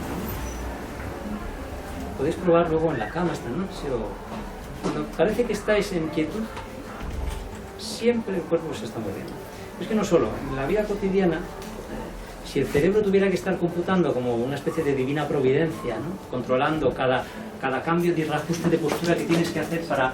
Eso lo hace todo el cuerpo de una manera que excede la conciencia racional, ¿no? Entonces yo trabajo técnicas que estimulan la capacidad del cuerpo de moverse sin un control racional y sin esas limitaciones de gestos y de hábitos reduccionistas que le hemos impuesto. Porque aquí entra otro concepto interesante. Si pensamos en el cuerpo como un enjambre, en este caso, por ejemplo, de articulaciones, ¿no?, que es ya una forma reduccionista, pero bueno, ya abre un poquito. Un cuerpo humano tiene 360 articulaciones, aunque algunas son fijas. Son uniones de huesos, ¿no?, pero la mayoría son muy móviles, muchísimas, ¿no? La combinatoria de eso es más que el número de átomos del universo entero. Y sin embargo, exploramos una parte mínima de repertorios posibles de movimiento. Entonces, las técnicas que yo llamo se llaman desalineamientos. En cierto modo es como hablar del clinamen de Lucrecia, ¿no? Es como estar constantemente creando una pequeña variación, una nueva pequeña variación a partir de todo lo que hubiera antes, ¿no? Y sencillamente se trata de dejar que esas fluctuaciones inevitables que el cuerpo está siempre teniendo, pues crezcan, florezcan. Pero nunca intentando castrarlas a través de un sujeto racionalizante que quiere tener plena conciencia y control teleológico. O sea, la teleología surge de esa reducción, ¿no?, de imponerle, eso es ya el esquema aristotélico, pero luego empeora mucho más con la mecánica clásica. De pensar que el cuerpo no es más que un bloque mecánico que tiene un centro de deseo que va hacia un fin, ¿no?, que el movimiento es la trayectoria mecánica en el espacio. No, el movimiento es un campo de fluctuación, el movimiento de la propiocepción es la multitud de fluctuaciones simultáneas que el cuerpo tiene. Por eso yo digo que el cuerpo es intrínsecamente indeterminado y que el movimiento es siempre indeterminado. Por eso ahí me distanciaba, que decía en la conversación anterior, de Deleuze y Guattari. Si pensáis ahora, por ejemplo, en la cantidad de fluctuaciones que vuestros cuerpos están sintiendo o teniendo, que más o menos podéis llegar a sentir, ninguna de las cuales se está traduciendo en un desplazamiento mecánico. Eso ni siquiera Erin Manning lo acaba de entender, ¿no? Siempre piensa que el movimiento se abre en los giros y tal, pero luego siempre acaba, digamos, convirtiéndose en un desplazamiento extenso, como también Bergson decía. Todos se han atrapado a sí mismas en la idea de que el desplazamiento mecánico es inevitable. Pues no, la mayor parte de los movimientos que hacemos en la vida cotidiana no tienen nada que ver con un desplazamiento mecánico ni son reductibles a eso. Entonces el cuerpo podemos imaginarlo como una bandada, un enjambre, ¿no? El movimiento es, de entrada, el movimiento interno de ese enjambre, ¿no? Pero es que luego nos vamos a dar cuenta de que siempre está conectado con cosas, ¿no? Entonces, si te imaginas tú... En cada situación, de hecho, somos un enjambre distinto, ¿no? En cada habitación de la casa, vamos a decir, el cuerpo, pues en la cocina, pues es un tipo de enjambre, ¿no?, que está conectándose con las affordances que llaman, ¿no?, lo que te ofrece el ecosistema, pues de cacharros, de cocinarlo, no sé de qué esto, ¿no? Pero es como un cuerpo bandada que está como extendiéndose a su entorno. En otras habitaciones, pues es una cosa distinta, ¿no? En la ciudad es... Pero siempre el cuerpo es como una bandada que es no solo el movimiento interno, sino cómo se relaciona con otras, ¿no? Entonces, si piensas en la cosa de la variación de la bandada, ¿no?, de ese enjambre de articulaciones, y de cómo lo tenemos muy alineado en una serie de patrones de las sociedades geométricas. Pues bueno, en esas técnicas que yo propongo se trata de ir aprendiendo no un patrón nuevo, sino la plasticidad misma, o sea, la capacidad de variación. Ahí está esa no teleología que tú dices, ¿no? Es reaprender la capacidad de variación, en vez de aprender un patrón. Pero es que eso para mí es la base de poder crear sociedades comovientes, sociedades que no se basan en vernos desde puntos fijos de visión intercambiando abstracciones semióticas repetitivas y acumulativas, sino de movernos juntas pero sin imitar nada, sino que cada una está muy enraizada en esa fluctuación interna, esa variación interna, esa inevitable variación interna. Esto es un principio cosmológico en el que baso también la filosofía, ¿no? Lo conecto. Porque, bueno, es un principio físico que es fascinante, porque desde hace más de un siglo la física cuántica plantea que la única cosa inevitable en el cosmos es la fluctuación energética. Y esto es una revolución ontológica, por eso quiere decir que ni existe el ser ni existe el no ser. Todas las preguntas que se han hecho desde Parménides, incluidas las de Hamlet, ni ser ni no ser, solo fluctuación. La única cosa que realmente existe es la variación y la fluctuación. La fluctuación no es un estado caótico, sino que es un proceso de variación continua, porque es relacional, todo se relaciona con todo, entonces todo va variando junto, ¿no? Eso es lo que crea que un universo como este sea un proceso de diversificación, tanto en las vidas de las estrellas como luego en un entorno planetario como este. Bueno, pues es recuperar esa capacidad de variación, ¿no? Que de una manera extrañísima pues llevamos milenios yendo a la contra de eso. Entonces, desalinearse es salirse también, es reintroducir indeterminación allí donde hemos introducido una gran determinación. Pero entonces, cuando estás muy conectada con tu propiocepción, con tu sentido de cuerpo, que yo creo, además, nuestra disociación de la propiocepción es la base de la psicosis planetaria. O sea, el hecho de que hemos dejado de sentir el cuerpo propio en movimiento y por lo tanto ya no podemos sentir al mundo. O sea, lo sentimos al mundo solo desde puntos fijos de visión, eso no es sentir nada. Entonces ahí está la base profunda de la alienación. Por eso creo que es imposible sortear la alienación generalizada y todo lo que la acompaña sin este tipo de aproximaciones profundamente arraigadas en técnicas del cuerpo, ¿no? Pero técnicas de la variación, no de la repetición. Entonces, cuando estás muy enraizada en tu variación interna, esa irreductible, cuando reconoces y abrazas tu variación interna inevitable, y la ves como una fuerza de creatividad, puedes conectarte con otros cuerpos que están también variando. Entonces esa conexión es como, imaginaos como las proteínas también, ¿no? Las proteínas son como pliegues, ¿no? Muchos pliegues, aún más pliegues que nosotras. Por eso son tantas y tan variadas. Cuanto más variado sea tu movimiento, cuanto más plástico y más abierto sea, más las posibilidades de componerte con otros cuerpos. Esto es un tema muy spinoziano, ¿cierto? Pero pensando de una forma un poco distinta como lo hacía Spinoza, ¿no? Entonces, la plasticidad de tu configuración y tu variación es lo que va a permitir que te compongas con otros cuerpos que están a su vez variando, ¿no? Entonces ahí la ley cosmológica y ética que yo propongo es muy sencilla, es no imponer nunca movimientos a nadie, pero ese nadie es todo el conjunto de formas de vida, incluso inorgánicas de la biosfera, ¿no? Ese es el reto. Entonces, ahí hay que entender la cantidad de determinaciones radicales. Y ahí es donde vamos, si quieres, pues para ir cerrando, a la parte más política, más concreta, ¿no? Porque sí, toda esta parte muy bonita del movimiento y tal, pero eso se podría crear en un lema New Age, ¿no? De, vamos a ir una vez a la semana a hacer nuestra clase de desalineamientos para sentirnos muy bien. Hay una cuestión muy interesante en eso, que es precisamente como la ontología de procesos, ¿no? A principios del siglo XX podemos decir que formaliza una noción, no exactamente, similar, pero bueno, cierta resonancia con esto y cómo precisamente para lo que sirve, por una masacre del cuerpo, ¿no? Por este metal body of the ego, ¿no? Este cuerpo sin máquina, este cuerpo roto, precisamente para lo que sirve para el desarrollo de la cibernética, ¿no? La ontología de procesos precisamente sirve para la gobernanza, ¿no? Hay una propuesta, ¿no? No, lo trágico es que efectivamente ahí vemos en lo que se ha convertido el sueño de Spinoza y de Leibniz, porque en realidad son los santos patrones de Wiener, ¿no? Wiener, el padre de la cibernética, sus santos patrones son Spinoza y Leibniz. Entonces ahí vemos que en el fondo ahí había también ciertos problemas bastante importantes. Y efectivamente todo vocabulario de lo abierto y de tal se le ha dado la vuelta para crear sistemas de capitalización mucho más. Ahí está la transición del macroceno al hiperceno. O sea, el macroceno es la era de las grandes formaciones estáticas, ¿no?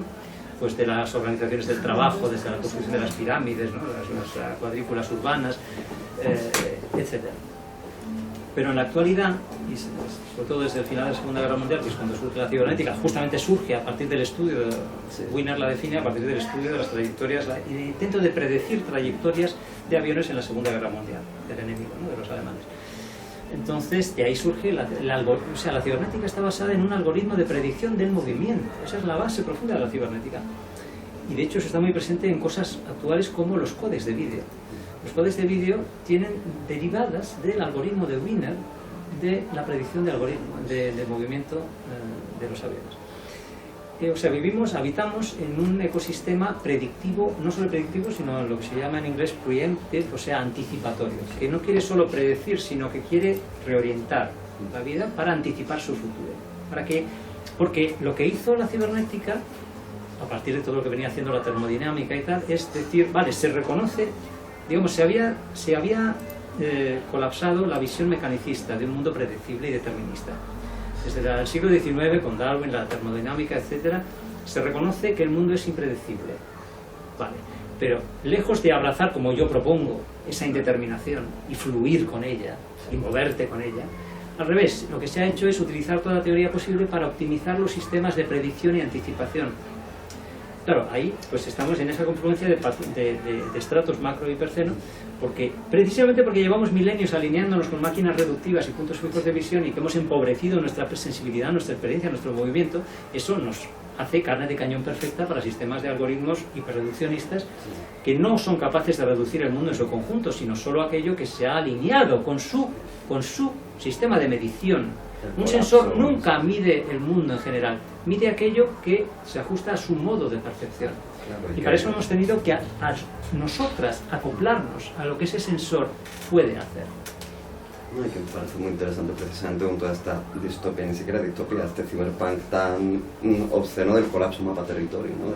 Ya colapso que precisamente ahí me parece muy interesante toda la crítica, la representación que también plantea, que a lo mejor podemos, en otro momento la podemos tratar si vamos a hablar de propuestas políticas, pero muy interesante precisamente, ¿no? Como esa figuración del mundo es prefigurativa todo el rato, ¿no? En toda esta siempre fue producción, siempre. Sí. Desde el principio lo que hizo cualquier representación era crear un nuevo tipo de mundo que no había existido antes, ¿no? De hecho está basada en la perspectiva, o sea, antes de que hubiera un marco separado de un observador, pues era impensable en realidad, ¿no? Eso ya crea un modo de percepción nuevo y con ello un modo de realidad y de relación nuevo. Por eso yo digo que cualquier tipo de, por ejemplo, el porno no es sexo, no es representación, es un modo de sexo, es un modo de relación. Cada modo de estructuración de la percepción es un modo de realidad. Entonces, pero es que ahora ya estamos en un punto efectivamente de confusión absoluta de mapa y territorio, porque ya siendo ya nosotras apéndices de un hipercibor planetario de sistemas de computación donde a la inteligencia artificial se lo come ya todo y todo es ya simulaciones de simulaciones de simulaciones, que es un bucle empobrecedor que no tiene futuro ninguno, ¿no? Porque eso no puede seguir alimentándose de la nada. Pues bueno, ahí entramos ya efectivamente en el punto, pero que yo lo veo como un punto ya límite, que es el punto que va a coincidir con la extinción misma, ¿no? O sea, el punto en el cual el mundo desaparece y ya solo queda la inteligencia artificial y sus simulaciones. Eso va a coincidir, pues bueno, probablemente no llegue, sino que más o menos a mediados de siglo coincida con el colapso ecológico que va a hacer que ni siquiera se puedan construir microchips ni nada que sostenga esa industria totalmente delirante, ¿no? Pero igual que tampoco es posible por muchos motivos la fuga cósmica, ¿no? Pero yo propongo que hay una ley que llamamos de la extropía, que es que cuanto más control se quiere hacer, más se crea extinción, y cuanto más energía se quiere usar para salir de la Tierra, más rápidamente nos extinguimos, ¿no? Es decir, yo creo que estos son los escenarios límite, ¿no? La fuga cósmica y la inteligencia artificial autónoma, el devenir completamente autónomo de esos sistemas de reducción del mundo son como el horizonte de sucesos, el agujero negro, o sea que realmente no van a llegar. Lo que yo propongo que hay en lugar de esa supuesta singularidad tecnológica, como lo llaman los transhumanistas, que están esperando que llegue a mediados de siglo o antes, pues es una singularidad de extinción. Esa es la verdadera cara transhumana del transhumanismo, es que detrás de todas esas supuestas mejoras hay un evidente proceso de extinción. Bueno, y no sé si quieres que comentemos, porque efectivamente, como decía, esto no va solo de bonitas prácticas de movimiento, hay otra serie de consecuencias muy concretas cuando se hace este diagnóstico en términos de cuáles son las grandes reducciones que hemos impuesto a la biosfera, ¿no? Ya lo decía antes, pues estas que son como el reverso, digamos, la visión invertida de la del Génesis, ¿no? En nuestra expansión biosférica, que tiene que ver de entrada con el sojuzgar, ¿no? La dominación, que no es que digamos, no es el único aspecto, pero quizá el más notorio, el más aberrante, el más monstruoso, el más generalizado y el que más es un pilar del supremacismo humano, pues es la dominación de otros animales. Luego veremos que es mucho más complejo, ¿eh? Mi antiespecismo no se limita creo que el antiespecismo que se limita al animalismo es muy limitado y muy antropomórfico. Hay que ir mucho más allá. Pero bueno, de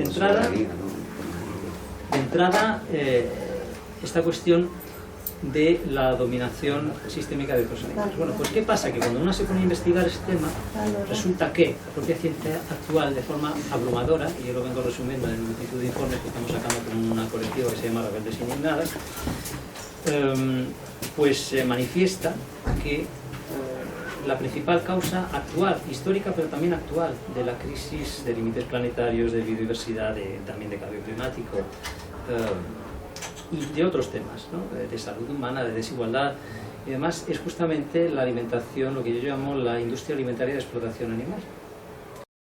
Esto sería en sí mismo una charla, pero bueno, por resumir mucho, ¿no? El 80% de la agricultura mundial se destina a alimentar a los animales explotados. Esto tiene que ver, por ejemplo, en términos de justicia social, pues que en todos esos países más bien pobres, donde se crea grano para alimentar a los animales que se comen en los países ricos, pues bueno, no hace falta que resuma, ¿no? La base histórica, eso es la principal causa de injusticia social humana, pero obviamente, pues sobre todo también no humana, ¿no? Estamos hablando de entre 3 y 30 billones de seres sintientes al año, tan sintientes como cualquiera de nosotras, o yo diría que más, porque el que se ha convertido en un ser muy poco sintiente somos precisamente nosotros, ¿no? Entonces, entre 3 y 30 billones de seres sintientes, más sintientes quizá que nosotras, son exterminadas al año, ¿eh? O sea, mucho más que una humanidad entera cada día. O sea, el nivel de la destrucción, hasta que no lo estudias, incluso cuando lo estudias, es imposible de imaginar. Pero es que encima resulta que precisamente esa industria, ese holocausto planetario, como yo lo llamo, y justifico ese término en el libro, es de tal calibre que es también, bueno, ya lo he dicho, ¿no? Es la principal causa de destrucción de ecosistemas planetarios. No solamente son los animales explotados y exterminados, sino que precisamente es la principal fuente de arrase de los océanos y de arrase de ecosistemas terrestres. Estamos hablando de que la mayor parte de ecosistemas terrestres se destinan a alimentar a los animales explotados también. Eso significa que la mayor parte de extinciones masivas de vida salvaje también están causadas por esa explotación inimaginable de animales no humanos. Entonces, por eso la ciencia actual, aunque el ecologismo no lo quiera reconocer, plantea que la transición a dietas basadas en plantas es la principal medida a la crisis ecológica y también de problemas de salud humana, y no digamos ya de salud humana. ¿Qué pasa? Pues que este tema, que debería ser el central de toda campaña ecológica del mundo, está completamente ausente del propio ecologismo. Yo hablo como activista también, que está metido en ese ámbito, ¿no?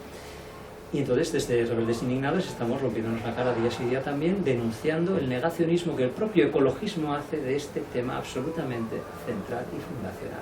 ¿Por qué se hace? Pues por un lado, por un doble negacionismo al explícito, que es el que promueve el lobby ganadero con su desinformación radical y otras cuestiones asociadas, técnicas expresas de desinformación, pero luego está el implícito, que es el del supremacismo humano y el de los privilegios de personas de países ricos como nosotras, y la mayoría de activistas del norte global que no quieren cuestionarse sus privilegios, ¿no? Y bueno, eso hace que el activismo esté practicando el negacionismo de la principal medida ante la mayor crisis de la historia.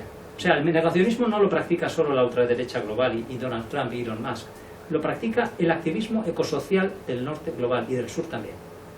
Y eso es lo que a mí me parece que es la demostración más absoluta y evidente de que vamos derechas ahora mismo. Porque no hay alternativa ninguna.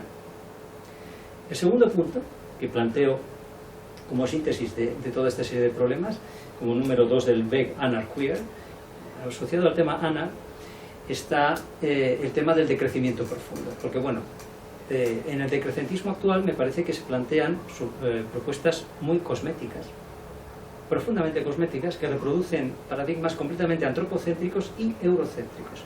Por supuesto, se suele eludir el tema de la transición a dietas basadas en plantas, que sería el primero de todos. Esto lo estoy viviendo estos días justo en el foro social de crecimiento, en el cual estamos participando con Rebeldes Indignadas. Hemos conseguido que se introduzca el tema de las dietas basadas en plantas, pero nos ha costado mucho trabajo y muchas discusiones fuertes y problemáticas.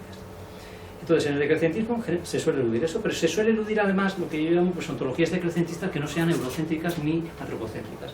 Quiero decir, se plantea pues que bueno, pues que sí, que todo esto, ¿no? El entorno construido, la civilización sedentaria, urbana, con cultivos, también con explotación animal, pero bueno, aunque se asumiera la dieta vegetal, pues bueno, cultivos ubicuos, 8.000 millones de personas o más, pues sí, claro, pues bueno, pues reduciendo unas cositas por aquí y por ahí, es como siempre, ¿no? Ponerle parches al Titanic mientras se está hundiendo.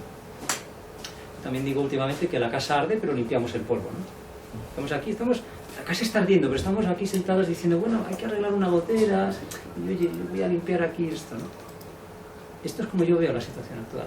Entonces, decrecimiento profundo para mí quiere decir de entrada asumir, pues que, bueno, todo esto que os decía de las sociedades de agricultores cazadores, esto la antropología del siglo XX pues, aportó un cambio de paradigma muy fuerte, ¿no? Porque la teoría de la sociedad próspera original justamente desmontó la falsa idea de que las sociedades sedentarias eran mejores. Esto fue antropólogas, bueno, ahora ya está el pensamiento indígena, digamos hablando en primera persona, ¿no? Pero en aquella época fueron ciertas antropólogas que se fueron a África, bueno, eran sobre todo hombres, pero a estudiar, bueno, en Australia y otros sitios, ¿no? Y su gran sorpresa fue descubrir, porque pensaban que iban a encontrarse con gente que vivía miserablemente, ¿no?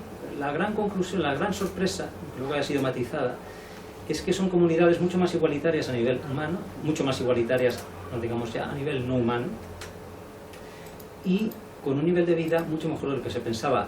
Se trabaja una media de 2 horas al día, o poco más.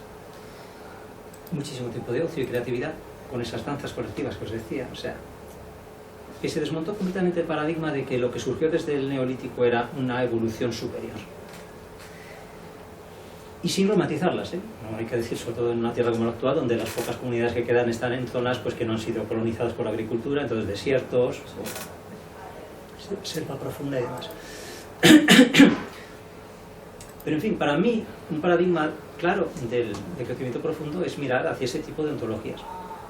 Sobre todo, si tenemos en cuenta, además, siendo realistas, como propone el economista John Cowdy, un economista, ¿no? Tiene un artículo maravilloso que se llama Our Gatherer Hunter Future, nuestro futuro como recolectoras cazadoras. Yo digo sin caza, pero es que si somos realistas, es muy improbable que la propia agricultura vaya a poder sostenerse más allá del final de este siglo, porque lo que estamos desatando, en una rapidez sin precedentes, no solo es más temperatura, sino una inestabilidad climática que es la que había antes del Holoceno, que es la era geológica donde se instauró una calma climática muy rara en la Tierra, que es con la que ha podido florecer la agricultura. O sea, no solo es que vamos a un colapso de la sociedad industrial digital por todo, por la escasez de materias, por el delirio de este hiperconsumo, sino que la propia agricultura es muy improbable que se pueda dar. Pero es que además a mí me parece indeseable que se dé, porque si ampliamos nuestro antiespecismo más allá de los animales y entendemos la sintiencia de las plantas, de cómo las plantas silvestres, que son las que yo aprecio como recolectora, que estoy deviniendo, ¿no? y te mueves con el ecosistema y aprendes a reconocer esa diversidad, Para mí es tan aberrante la idea de arrancar esas hierbas que crecen juntas y que crecen diversamente y plantarles monocultivos, que eso no puede llevarnos que a una catástrofe, ¿no? Y entonces sí, podemos poner parches y decir, vale, no, yo tengo compañeras en Rebeldes Indignados que hacen experimentos muy interesantes de permacultura vegana y tal. Me parece muy bien como parte de la transición. Como visión largoplacista, me parece que la única solución es desmontar toda esa manera homogénea y propietaria de ocupar la tierra, incluidos los cultivos, cualquier forma de cultivo, y reaprender a movernos con el ecosistema y mutar como especies pues, hacia otras formas de simbiosis y de movimiento. Entonces, para mí, el crecimiento profundo apunta a esa visión maximalista, que en realidad es realista. En todo caso, abro el debate, es decir, bueno, consideremos este espectro. Yo propongo hablar de un continuum decrecentista, porque el decrecentismo se suele quedar en lo que sería un primerísimo paso, una cosa totalmente cosmética y eurocéntrica. Digo, bueno, no, podríamos considerar llevarlo mucho más allá, ¿no? Pero eso no se hace. Yo lo propongo ahí. Y luego el tercer punto, que es lo queer, lo asocio en este caso a abordar el otro mega tabú, el tabú de los tabúes, que es el de la superpoblación humana, que realmente hemos perdido la noción. La mayor parte de nuestra historia hemos sido mucho menos de 1 millón de recolectores nómadas, y ese es el único periodo en el que no hemos creado extinciones masivas. Es decir, que estamos estamos más de 10.000 veces por encima de lo que parece ser, según la lógica, si tienes esa visión amplia, que es el umbral sostenible. Pero es que no solo eso, sino que encima el consumo per cápita medio es 100 veces mayor que el de un recolector, ¿no? Medio, no, o sea, ya de los super ricos, sino. Entonces, si estamos 1 millón de veces, por así decir, más o menos 1 millón de veces por encima de un umbral verdaderamente sostenible para el conjunto de la vida terrestre. Ese es el nivel radical. Entonces, bueno, claro que es un tema muy problemático y no se trata de decirle a nadie lo que tiene que hacer, se trata de si nosotras, personas privilegiadas, o quien lo sea, de países ricos, tiene vocación o no de cuestionarse su multiplicación. Yo no tengo la menor intención de multiplicarme, nunca lo he tenido como persona queer, LGTBIQ, no binaria, ahora ya todo lo que tú quieras, ahora mucho menos con la visión ecológica que tengo, y bueno, no soy la única que se lo plantea así, ¿no? Entonces, bueno, yo lo planteo como la necesidad de dejar de censurar ese tema que todo el mundo censura en todo tipo de entornos. apelando a que, bueno, es que ha habido minorías que han sido... Bueno, es que no estamos hablando de eso. Estamos hablando de si estamos dispuestos a abrir un debate en primera persona ante personas, empezando por las personas con privilegios de países ricos. Yo no le voy a pedir a nadie más que lo debata, ¿no? Entonces yo hablo de la urgencia de debatir colectivamente entre nosotras, cosa que no se hace en ningún sitio, y cuando apenas lo mencionas se te tiran al cuello, un antinatalismo voluntario radicalmente anarcodemocrático, anticapacitista, antirracista, queer, transfeminista. En todo caso, basado en un desmontaje del reproductivismo, que es al que está asociado la heteronormatividad. O sea, yo lo que planteo en el libro es que precisamente la anomalía geológica son los sistemas heteronormativos. Surgen históricamente de la mano de esa expansión extrema en la biosfera. No los encuentras en otros sitios. Puede haber precursores, pero no estos sistemas diversos, ¿no?, de una heteronormatividad opresiva, un reproductivismo opresivo. Entonces, de entrada, lo que planteo es que se trata de desmontar esos regímenes opresivos de multiplicación, precisamente, ¿no?, y todo lo que implica. Y con ello, pues sí, la defensa de la diversidad sexual justamente como un principio cosmológico casi, ¿no?, de una naturaleza que es más que queer. O sea, es que lo queer ha asumido que la norma va a estar siempre ahí, que hay que estar como siempre luchando contra ella. No, hay que entender que a lo mejor ha sido un periodo histórico sin futuro ninguno, y que lo que toca es mutar mucho más allá de eso, ¿no? Tienen mucha más creatividad sexual las bacterias que los humanos actuales, ¿no? Y de eso habla Lynn Margulis, por ejemplo, ¿no? Yo, de hecho, hago una historia ahí, ampliando el proyecto de Foucault, una historia de la sexualidad, pero me va a ser Lynn Margulis para ampliarla no solo ya a 4.000 millones de años de historia del sexo, como ya hace Margulis y Dorian Sagan, sino a toda la historia del cosmos, básicamente, ¿no? En el capítulo donde hablo de metasexualidad y microsexualidad. Es mi propia aproximación a lo que llamo teorías post-queer. O sea, que van más allá de la crítica discursiva del sexo, y que plantean, bueno, eso ahora ya no sé si tengo cabeza ni hay tiempo de meterme a explicarlo, pero os invito a descubrirlo.